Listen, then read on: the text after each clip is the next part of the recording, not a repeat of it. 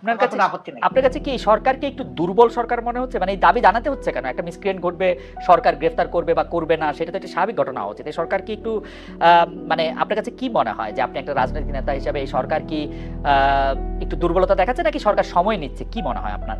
টাঙ্গাইলে আপনার জনসভায় আপনার বক্তব্য চলাকালেই কর্মীরা স্লোগান দিয়েছে, তুমি কে, আমি কে, রাজাকার রাজাকার। ভবিষ্যতে বাংলাদেশের চেহারাটা কেমন হবে সেটি হয়তো জামায়াতে ইসলামী ঠিক করে দিতে যাচ্ছে বা ঠিক করছে। আপনার কাছেও কি সেরকম মনে হয় যে আপনারা রাজাকার বিষয়ক শেখ হাসিনা একটি বক্তব্য কেন্দ্র করে ছাত্র আন্দোলনের মোড় ঘুরে গিয়েছে? এটি অনেক বিশ্লেষকই বলছেন। আমাদের মাত্র 2 মাসের মতো সময় হয়েছে, আরো যদি সময় পড়ে সেটির আমরা একটা নিশ্চয়ই তাত্ত্বিক একটি পটভূমি পাবো। তিনি পালিয়ে যেতে বাধ্য হয়েছেন। সম্প্রতি আমরা দেখেছি যে বৈষম্য বিরোধী যারা ছাত্র আন্দোলনের সমন্বয়ক রয়েছেন তারা বলছেন স্বৈরাচার শেখ হাসিনা বক্তব্যের প্রতিবাদে তারা নিজেদের রাজাকার বলেছিলেন। সেখানে তারা বলেছিলেন কে বলেছে স্বৈরাচার, কিন্তু রাজাকার বিষয়টি তারা ধারণ করতে চান না। কিন্তু আমরা দেখেছি যে জামায়াত ইসলামের বিভিন্ন সমাবেশে আমরা রাজাকার স্লোগান পাচ্ছি। এ থেকে আপনারা আসলে কি বার্তা দিতে চান? আমি আরো স্পেসিফিকলি বলি, সম্প্রতি টাঙ্গাইলে আপনার জনসভায় আপনার বক্তব্য চলাকালেই কর্মীরা স্লোগান দিয়েছে, তুমি কে, আমি কে, রাজাকার রাজাকার। আমি এটা শুনি নাই, আমি ছিলাম, আমি শুনি নাই। আপনি শুনে থাকলে আপনাকে ধন্যবাদ। এখানে আমার বক্তব্য একদম পরিষ্কার, জি একদম পরিষ্কার। দেখেন, রাজাকার যদি গালি হয়ে থাকে তাহলে এটা আওয়ামী লীগের মানে ক্রেডিটে পড়বে। রাজাকার যদি এটা বুলি হয়ে থাকে তাও আওয়ামী লীগ সৌভাগ্যবান। আওয়ামী লীগেরই মিনিস্টার আকম মুজাম্মল হক সাহেব, মুক্তিযোদ্ধা বিষয়ক মিনিস্টার, তিনি একটা তালিকা করেছেন রাজাকারের। সেখানে সবচেয়ে কোন দলের পাতে বেশি পড়েছিল? আপনি তো সচেতন সাংবাদিক, আপনি আমাকে একটু বলে সাহায্য করেন। আমি অবশ্য রাজাকারের তালিকা দেখি নাই, কিন্তু আমি শুনেছি যে এতে আওয়ামী লীগের অনেকেই সেই তালিকার মধ্যে অন্তর্ভুক্ত ছিল, যারা আওয়ামী লীগ পরে সক্রিয়। অনেকে না, যে তালিকাটা হয়েছে এটার 8 ভাগের 7 ভাগ তাদের একার পাতে পড়েছে। এটা কি এমন হতে পারে যে আপনাদের দলের লোকেরা আওয়ামী লীগে জয়েন করেছে, নাকি আওয়ামী লীগই করতো তার আগেও? তারা পরিষ্কার করলো না কেন? আমি জানি না, পরিষ্কার করতে আমি জানি না তারা হয়তো পরিষ্কার করতে পারতো। তাইলে যে দলে যেভাবেই হোক, যে দলে রাজাকার সবচেয়ে বেশি সেটাও হবে রাজাকারের দল। আপনার কাছে কি সরকারকে একটু দুর্বল সরকার মনে হচ্ছে? মানে এই দাবি জানাতে হচ্ছে কেন? একটা মিসক্রিয়েন্ট ঘটবে, সরকার গ্রেফতার করবে বা করবে না, সেটা তো একটা স্বাভাবিক ঘটনা হওয়া উচিত। এই সরকার কি একটু মানে আপনার কাছে কি মনে হয় যে আপনি একটা রাজনৈতিক নেতা হিসেবে এই সরকার কি একটু দুর্বলতা দেখাচ্ছে নাকি সরকার সময় নিচ্ছে? কি মনে হয় আপনার?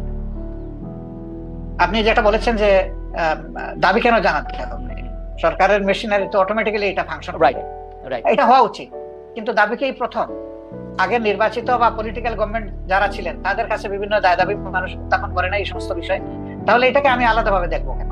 এটা দেখার কোনো কারণ নাই। কিন্তু সামগ্রিকভাবে যদি আপনি বলেন, যেহেতু তারা কোনো রাজনৈতিক দল দ্বারা গঠিত বা জোট দ্বারা গঠিত সরকার নন, এবং যেহেতু 15.5 বছরের অনেক জঞ্জাল জমা হয়েছে, তাদেরকে সেই জঞ্জাল সরাতে গিয়ে তো অবশ্যই তাদেরকে এক্সট্রা এফোর্ট দিতে হয়েছে। এখানে দুর্বলতার কোনো ব্যাপার আমি দেখছি না, বরঞ্চ তারা আস্তে আস্তে ফাংশনিং হচ্ছেন এবং সামনের দিকে তারা আগাচ্ছেন। কিন্তু জনগণের প্রত্যাশা, আমারও প্রত্যাশা এর চেয়েও বেশি। অনেকেই বলছেন যে জামাতে ইসলামীর যারা কোর সাপোর্টার তারা আসলে নিয়োগ পাচ্ছেন খুবই খুবই খুবই খুবই খুবই যেগুলিকে বলে কি পয়েন্ট গুলিতে, এবং ভবিষ্যতে বাংলাদেশের চেহারাটা কেমন হবে সেটি হয়তো জামায়াতে ইসলামী ঠিক করে দিতে যাচ্ছে বা ঠিক করছে। আপনার কাছেও কি সেরকম মনে হয় যে আপনারা একটা বড় ছক খাচ্ছেন, যে এই ছকের মধ্যে আসলে বাংলাদেশের সাহিত্য, সংস্কৃতি, শিল্প, রাজনীতি এটি বা অর্থনৈতিক কাঠামোটিও একটি রূপ পায় এবং সেটি জামায়াতের মতো করে একটি ছক? কি না, আমি এইভাবে দেখছি না, বরঞ্চ আমি দেখছি যে জনগণ হিসাবে যেই কম্পিটেন্ট হোক তার আসল জায়গায় যাওয়া উচিত। যদি একজন মানুষের পটেনশিয়াল থাকা অবস্থায় রাষ্ট্রকে সার্ভিস দিতে না পারে, তাকে যদি ডিপ্রাইভ করা হয়, তাইলে এই ডিপ্রাইভ লোকটা যে দলের যে ধর্মেরই হোক না কেন তার প্রাপ্যটা তাকে দেওয়া উচিত। এতে দুটো লাভ, সে তার প্রাপ্য পেল আর রাষ্ট্র একজন কোয়ালিটি মানুষের সার্ভিস পেল। এই দিক থেকে যদি একই দল থেকে মানে কোয়ালিফাই করে, সে ফর এক্সাম্পল মনে করেন যে গণ অধিকার পরিষদ, তাদের দল থেকেও যদি কোয়ালিফাইড মানুষ চলে আসে, আমার এখানে তো আপত্তি থাকার কথা না। ওকে ওকে, এইটা একদম শেষ প্রশ্ন করি ডক্টর শফিকুর রহমান, সেটা হচ্ছে জামায়াতের নির্বাচনী স্ট্র্যাটেজি নিয়ে নিশ্চয়ই আপনারা ভাবছেন, এটা নিশ্চয়ই অনেকখানি গোপনও রয়েছে, এই মুহূর্তে হয়তো আপনারা রিভিলও করবেন না, কিন্তু আমি আপনার কাছে শুধু জানতে চাই যে জামায়াত কি এইবার জোটবদ্ধভাবে নির্বাচন করবে, একক নির্বাচন করবে? জামায়াত যদি এককভাবে নির্বাচন করে তাহলে জামায়াত কি চাইবে যে বিএনপির পাশাপাশি একটি তৃতীয় দল যারা আবার একটু এন্টি বিএনপি তারা থাকুক, তারা একটু মারামারি করুক, তাতে একটু ভোটের সুবিধা হোক, এই তৃতীয় দল হিসেবে জামায়াত কি চাইবে তাহলে আওয়ামী লীগ নির্বাচনে আসুক? মানে আমরা এভাবে ইনফারেন্স টানতে পারি কিনা? না না, আমি তো আগেই বলেছি যে আওয়ামী লীগ কিভাবে রাজনীতি করবে আগে তারা ঠিক করবে। যারা একটা গণহত্যা ঘটিয়েছে, এখনো তাজা রক্ত ভাসতেছে, এখনো হাজার হাজার ছাত্র ছাত্রী, যুবক, শ্রমিক এখনো আহত হয়ে কাতরাচ্ছে হাসপাতালের বেডে, তারা কিভাবে নির্বাচন করার চিন্তা করবে? তারা জনগণের বিপক্ষে দাঁড়িয়ে কার ভোটে তারা নির্বাচিত হবে? তারা তো জনগণের বিপক্ষেই দাঁড়িয়েছে। আগে তো এই জায়গাটা তাদের সেটেল করতে হবে। তারা এখন কিভাবে নির্বাচন করবে এটা তো আমার বুঝে আসে।